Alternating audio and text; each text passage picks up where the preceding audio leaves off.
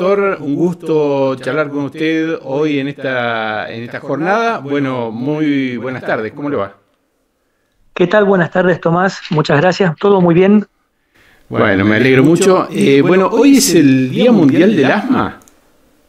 Sí, realmente esto es una iniciativa que lleva varios años, que nace de la Organización Mundial de la Salud, por la cual es necesario la dispersión de información acerca del asma bronquial, porque es una enfermedad que es crónica y que se calcula que afecta a 500 millones de personas en el mundo. Qué importante, ¿no? La cantidad, digo. ¿Esto ha aumentado, doctor, en los últimos años? Hay dos teorías. Una dice que han aumentado los casos de asma bronquial en relación a que ha empeorado la calidad del aire que respiramos, sobre todo por la presencia de plantas industriales. Y hay otra que dice que es relativo el aumento de casos, que lo que ha mejorado son los métodos diagnósticos. ¿En qué consiste básicamente este tipo de afecciones? Es una afección respiratoria, por supuesto, ¿no? Sí, es un problema respiratorio que es recurrente, o sea, se repite constantemente a lo largo del tiempo y que tiene tres síntomas básicos: tos, falta de aire y silbidos con dificultad al respirar. Esa es la tríada de síntomas que configuran el asma bronquial. Y estos episodios se van repitiendo a lo largo del tiempo y que se resuelven espontáneamente o con el uso de medicación inhalada. Doctor, y con el tema de la pandemia, digamos, en lo que se analizó luego como la pospandemia, ya lo hemos charlado en otras oportunidades, ¿ha cambiado la enfermedad, ha variado, ha tenido algún cambio en la forma de medicarlo, en la forma de atenderlo? En relación al asma bronquial, se vio que durante la pandemia se consideraban los casos de asma bronquial como de mayor riesgo de complicaciones ante una infección por este virus respiratorio que era la pandemia de COVID-19. Sin embargo, no se vio mayor mortalidad en los pacientes con previo asma bronquial. Así que, en realidad, se comportaron como dos distintas afecciones respiratorias y que, sumada una sobre la otra, no agravaban el pronóstico. Es una enfermedad también que ha sido por muchos años tabú, ¿no? Porque, bueno, era como que te decían, si tenés asma o si tenés ese tipo de afecciones no podés hacer deporte, no podés hacer una vida normal. Esto también se ha dado, ¿no? Ese es un tema muy importante porque sí ha sido así, digamos, un tabú solo por falta de información en cuanto a que el asma bronquial podía ser causante de cosas como no llevar una vida normal, no tener aptitud física deportiva, pero sobre todo no tener una aptitud laboral, lo cual podía ser un obstáculo para conseguir trabajo para personas que lo necesitaban. Sin embargo, al día de hoy, este panorama ha cambiado completamente en las últimas décadas. ¿Se puede hacer una vida normal, digamos? Volviendo a la Sí, pregunta, digo, ¿no? totalmente. No solo una vida normal en lo que es laboral o incluso deportivo, sino que son conocidos muchísimos casos de atletas de muy alta competencia, medallistas olímpicos o atletas famosos con asma bronquial en prácticamente todas las disciplinas deportivas, y que este tipo de enfermedad no les impide, con un tratamiento correcto, seguir siendo los atletas de alto rendimiento que ellos son. ¿Cuáles son los factores que complican, digamos, el cuadro de un asmático?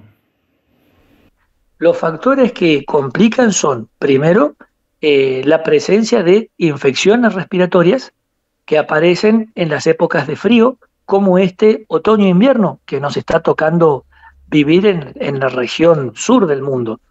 Entonces eso puede ser a veces un factor que dispare, pero también las alergias y el estar en contacto con alergenos, ya que se ha visto que los alergenos en personas alérgicas son en el 70-80% de los casos los disparadores de las crisis de asma bronquial. Ujú. Los alergenos son aquellos que nos causan las alergias, digamos, ¿no? Sí, justamente que vendrían a ser elementos que existen naturalmente en el aire y que la población en general los tolera, salvo que las personas con alergia no lo toleran, como podría ser el polen de pastos, el polen de otras plantas o árboles, o en interiores, los ácaros del polvo doméstico, el pelo de animales domésticos como perros, gatos, Mm. etcétera. Esos alergenos, que es normal que estén en el aire, un grupo de la población no los tolera y puede manifestar, entre otros síntomas, también el asma bronquial.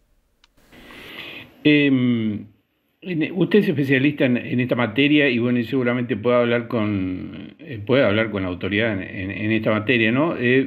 Hay como, ¿no? Por épocas uno dice, bueno, ahora hay como que hay más alergias que antes, ¿no? Son como mitos, así que también por desinformación. ¿Cuál es la realidad sobre este aspecto?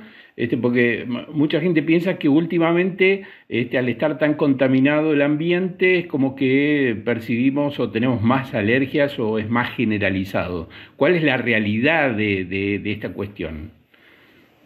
La realidad tiene que ver con que es cierto, por un lado, que por cuestiones como la actividad industrial o los humos generados por automotores y flotas de transporte, la calidad del aire ha disminuido, sobre todo en ciudades que son emblemáticas. Hay casos que muestran a la capital de México, el Distrito Federal, como una de las ciudades más contaminadas del mundo y va a la par de altísima cantidad de problemas respiratorios. Sin embargo, también es cierto que en el tiempo, mucha gente que antes vivía toda su vida con asma bronquial o con enfermedades alérgicas, ya como una especie de destino del que no se podían librar, hoy en día eso ha cambiado porque hay formas mucho más avanzadas de diagnóstico y de tratamiento donde ya no vamos a escuchar pacientes que decían, no, mi abuelita tenía asma bronquial y murió hace muchos años de esto. Ese tipo de cuestiones en el siglo XXI prácticamente ya no deberían existir. ¿Cómo se diagnostica y cuándo pasa a ser, digamos, alguna afección el asma, digamos? ¿Cómo entra dentro del análisis médico esta cuestión? Sí, esto es muy importante, ya que como los problemas son tos, falta de aire y silbidos, el estudio más importante tiene que ver con la función respiratoria. Se usan aparatos que se llaman espirómetros, donde el paciente pone este tubito en su boca, toma aire y sopla con todas sus fuerzas, repetidamente. Y esto puede hacerse antes y después de un aerosol broncodilatador para ver una persona que se sentía perfectamente previo al estudio, sopla, luego hacemos el broncodilatador y después vuelve a soplar y vemos una mejoría realmente importante, mostrando que no solo hay gente que sufre síntomas y consulta por esto, sino muchísima gente también, y de esto se quiere concientizar, que vive con síntomas respiratorios, no se da cuenta, se cansa antes, no sube normalmente una escalera, cuando hay un aire enrarecido son los primeros en decir me falta el aire, y recién al momento de hacer pruebas respiratorias como espirometría, se diagnostica que hacía años que vivían con asma bronquial. Ujú. Eh, ¿Cuál es la definición exacta, digamos, del asma? ¿Qué sería esta enfermedad en los bronquios que imposibilita la capacidad de respirar normalmente? Exactamente, en episodios repetitivos. Mm. Esto es muy importante porque es una enfermedad respiratoria que cuando el paciente no está en crisis, que son la mayoría de los casos, que no tienen un asma bronquial tan grave que siempre están en crisis, en los periodos en que el paciente no está en crisis, tiene una función respiratoria y una calidad de vida perfectamente normal, hasta que le da la crisis, la pasa mal, de alguna manera la supera y vuelve a tener una calidad de vida normal hasta que le vuelve a dar la próxima crisis. Entonces no es una cuestión, si bien crónica, no es permanente, sino repetitiva en episodios. ¿Hay varios estadios de la enfermedad o siempre es uno solo? No, hay varios estadios, porque el problema del asma bronquial no es que haya muchas personas que no están diagnosticadas solamente, si bien las hay, también hay muchas personas que con un diagnóstico no están haciendo el tratamiento correspondiente, a veces por falta de acceso a la medicación, que es el lema de este año de la Organización Mundial de la Salud, de que en asma bronquial todas las personas con acceso a medicación respiratoria. Y por otro lado, las personas que tienen la medicación tienen el acceso y no usan correctamente su medicación o no en forma constante o no tienen controles médicos. Ese grupo de la población, que también es numeroso, tiende a pasarla mal en estas épocas de otoño-invierno, porque como se sintieron bien en verano, abandonaron la medicación y el otoño-invierno tiende a llevarnos a veces de un golpe a la realidad. Qué importante entonces es, digamos, mantenerse siempre alertas, ¿no? Y continuar con los tratamientos como corresponden para, digamos, para no perder en calidad de vida, que en definitiva, luego cuando llega la época invernal uno tiende siempre, quien más, quien menos, a tener algún problema respiratorio, ¿no? Exactamente. Una cosa es tener una infección respiratoria eventual, típica del otoño-invierno, y otra cosa es vivir con crisis recurrentes donde uno está con estos silbidos, donde quizás es atendido solamente en la crisis y después no hay un control, no hay un diagnóstico y sobre todo no hay una medicación preventiva para que las crisis se sigan repitiendo y evitar esto, y que la persona pueda vivir sanamente y sin síntomas.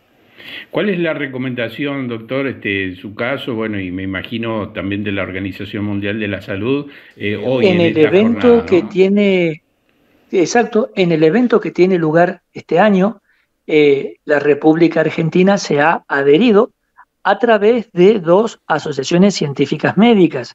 Una es la Asociación Argentina de Alergia e Inmunología y otra es la Asociación Argentina de Medicina Respiratoria, donde se está trabajando en que mayo, si bien hoy es el día del asma, sea el mes del asma bronquial y que se aproveche esta oportunidad en distintos lugares de la República Argentina para que gente que sospecha que tiene asma bronquial y todavía no ha tenido estudios pueda acceder en forma gratuita en todas las provincias del país a lugares donde pueden hacerle sin cargo estos estudios. Este año San Luis participa de esta iniciativa. La última pregunta, y tiene que ver con esto que por allí al principio hablamos. Es una enfermedad que si bien a uno le permite, o mejor dicho, uno puede vivir con asma, no es curable, ¿no? El asma bronquial en general es controlable. Uh-huh.